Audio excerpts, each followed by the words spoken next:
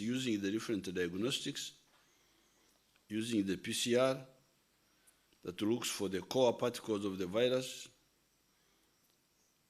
using the antigen test, antigen antibody test, that looks for the envelope parts of the virus, and the IgM, IgG antibody test that looks for the body soldiers called IgM, which come in to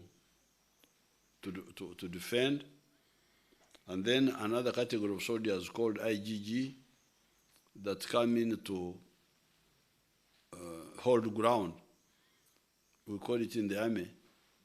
Once you capture, once you liberate, then you stay there, you don't go. So the IgG soldiers, they hold ground, while the other ones, the IgM, do the repulsing of the enemy attack.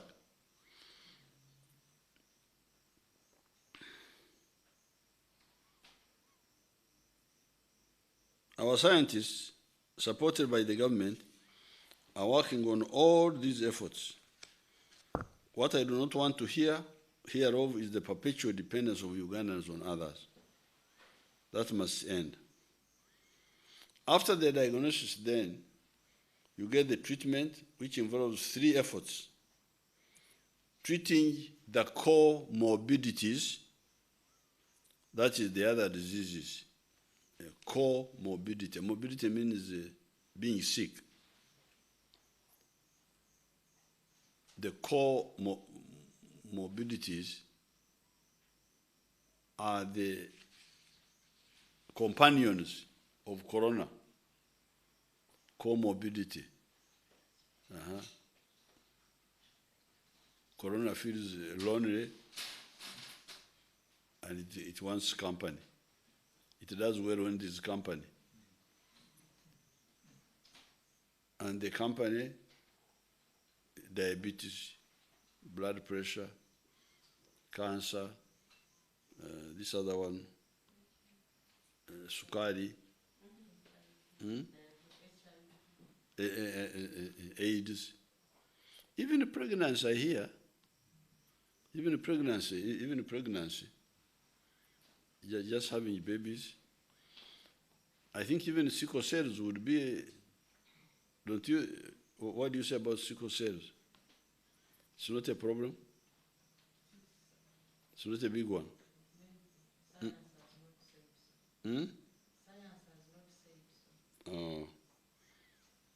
So, when the sick people come, our people start with the core morbidities. The other diseases which the patients have. Cancer.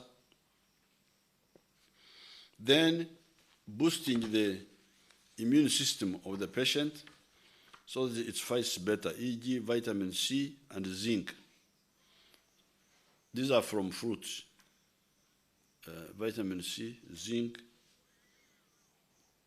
I'm told zinc is good in repairing the body parts that have been damaged by the war inside the body. Our scientists are again working on all these. We have covered the 2/3 of this effort, treating the comorbidities and boosting the immunity of the patient. That is why patients have recovered and we have not registered any COVID-19 virus-related death. Our scientists are also working on the remaining 1/3, the ability to kill the virus using dedicated medicines. The use of plasma from the recovered patients. The recovered patients should provide the plasma because it can help in fighting the disease. Because these people are people who got sick, they were treated and defeated it. So that means their body has some anti-COVID capacity. Right from the beginning, the quickest method we used to fight the disease was prevention by avoiding okwewala obulwadde, okwetantala endwala. In Luo, we call it gengo. Gengo in Luo means okwewala.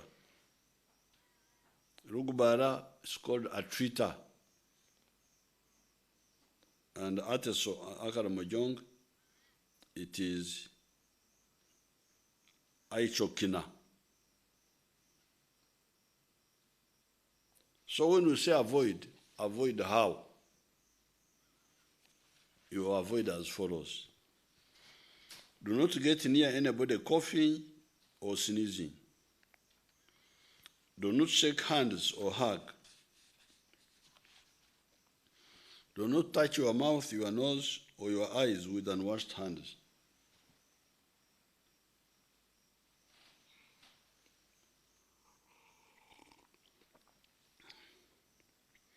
Do not get near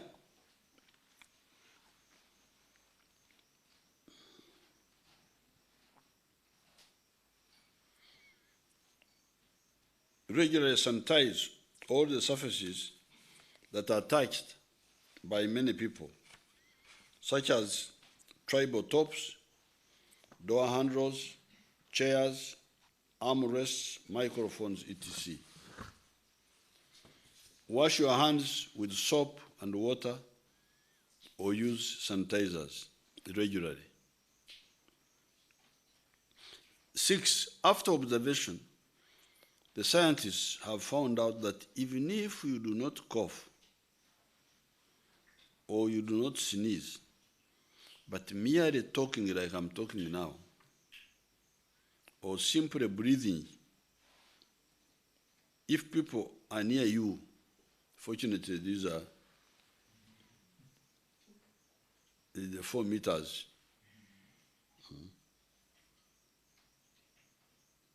are near you, you can infect them if you are sick and they are not sick. That is how the extra mechanism of using the face masks of Kokoro comes in as a crucial instrument in stopping the spread of the virus. The masks are 3 types. The N95, which is for the people working in the intensive care units, the surgical mask, and the ordinary mask. The N95 and the surgical masks are good for the use by the doctors because you use them only once and throw them away. Although somebody told me that they can be disinfected in some cases. It is the ordinary masks that are more useful because they are double folded cloth with a soft tissue in the middle or a polypropylene sheet. Every day you can remove the tissue or the polypropylene sheet, wash the mask, and iron it with a hot flat iron. The viruses will die. This mask must be worn all the time you are in public and must cover the mouth and the nose, whether you are sneezing, coughing, talking, or just breathing normally. So that's why I had to apologize when I had to remove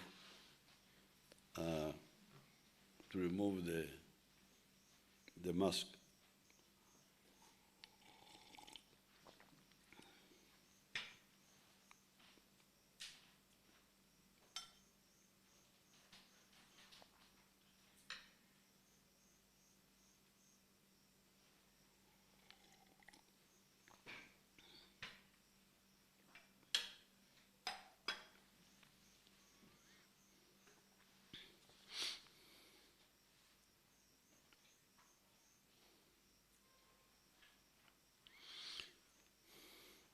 Since many people were expressing concern that they cannot afford to buy these masks.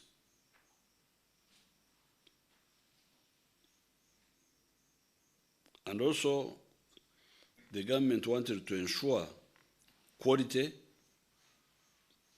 and to ensure that people don't start borrowing masks from one another. The government has decided to provide these masks free of charge to all Ugandans of 6 years and above. We shall provide these masks. The proper masks, not these bukoyi, which I see people putting on. The children of less than 6 years cannot safely wear these masks. Moreover, their lungs may not cope with them. These masks, like the mosquito nets, will be distributed through the LC system up to the district, from the district to the sub-county, from the sub-county to the village. We shall provide 1 mask per person of 6 years and above. There must be one all the time when you are in public. So this is a new point of emphasis: compulsory wearing of masks in public. Then number 7, keeping social distance of at least 4 meters in public. 8, good nutrition, including eating foods like fruits, oranges, mangoes, lemons, bananas, vegetables such as carrots, ginger, garlic, proteins, meat, fish, beans, nuts, etc.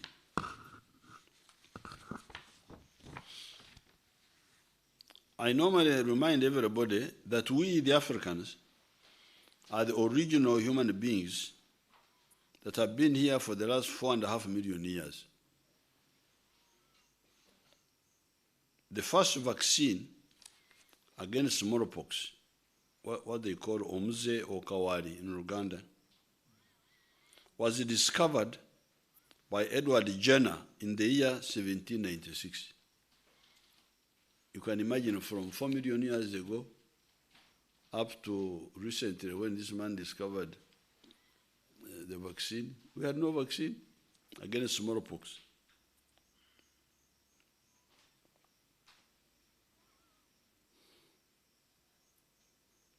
The last epidemic of smallpox here in Uganda before colonialism was in 1893. My great-grandmother, Nyina Twende, as well as my grandfathers, were alive at that time. The only solutions the people had against the epidemic were avoiding okwewara, okwetantara, by not going where the outbreak was reported. But they also had strong immunity to defeat the disease. Some of my great-grandparents and grandparents defeated the smallpox. I myself defeated the smallpox in 1963. The school had to close. Although the vaccine was long available by that time, nobody had bothered to immunize us. During many centuries,